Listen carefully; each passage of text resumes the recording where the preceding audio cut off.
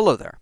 My name is Dr. Will, and today I'll be using my incredible medical expertise to inform you, the generally uninformed and most likely uninterested public, about GMOs, or genetically modified organisms. Now, what is a GMO? A GMO is an organism that has had its genetic makeup changed in one way or another for one of many reasons. But Dr. Will, aren't GMOs bad for your health? Well, hired actor, I'm so glad you asked. Now, do you like bananas? What does that have to do with GMOs? You're under contract. Please answer the question. Sure. Well, that's not helpful. How about this guy? He's holding a banana. I bet he likes them. Yeah, see? He likes bananas. Guess what? Most all bananas are genetically modified in order to protect against diseases that eventually mutate to bypass the genetic modifications and kill bananas again, requiring us to modify the bananas again, and so on. You know what that means? You eat GMOs every day. You eat them plain, you eat them on or in pancakes, you eat or drank them in smoothies, etc. But that doesn't answer the question of them being bad for you, Dr. Will. Well, if they were bad for you, would the government and educated officials allow them to be in our daily diet? I guess you're right, but how are they made? Now we're finally at the part where I talk about something for a minute, with thinly veiled bad jokes and insane rambling in order to pad out the length of this video. Thank you, hired actor. Now, the process starts when smart science people decide what something isn't good at. Then they locate an organism that has the desired trait, such as being resistant to a specific disease.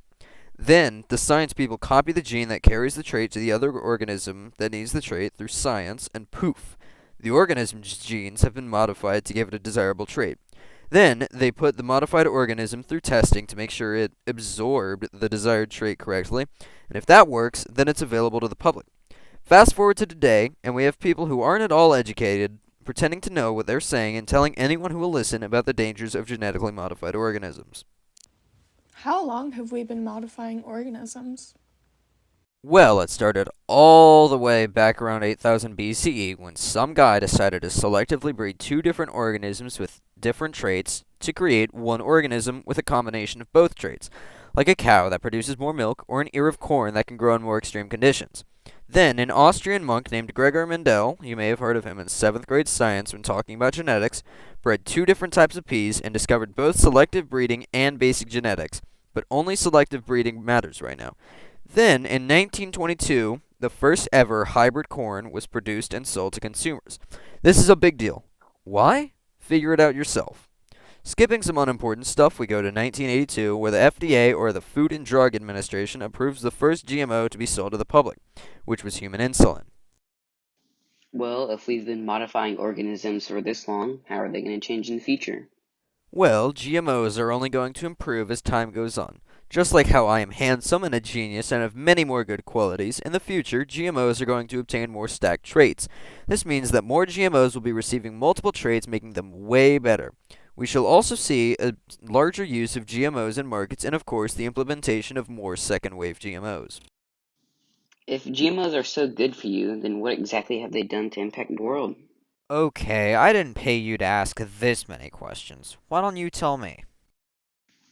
Okay, well, GMOs have had beneficial impacts around the world since they were created. They have helped out farms and even saved plant species and whole industries. For example, the papaya industry in Hawaii. Yeah, they would have been done for without the creation of the genetically modified rainbow papaya. That bad boy was created to be disease resistant to the ring spot virus, and it helped save the lives of the Hawaiian papaya farmers. I mean, because of GMOs, everyone has benefited, the farmers and consumers. Lower prices, better production, like duh, of course GMOs have helped out. Okay, you say GMOs have helped out farmers. What exactly have GMOs done for farmers? I got you on this one. GMOs have provided many farmers with an opportunity to grow more crops. Because GMOs are easier and cheaper to grow, they are beneficial for third world and other farmers with little resources.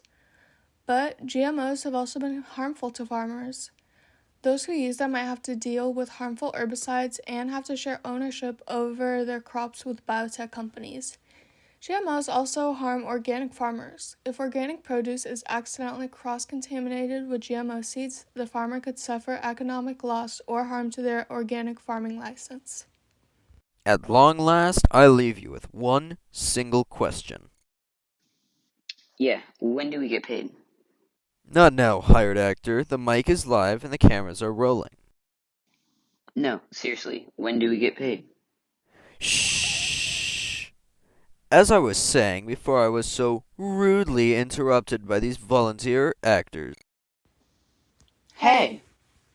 the final question is, do you like all your food eventually running out and disappearing? If so, then you should keep protesting GMOs like an inept idiot.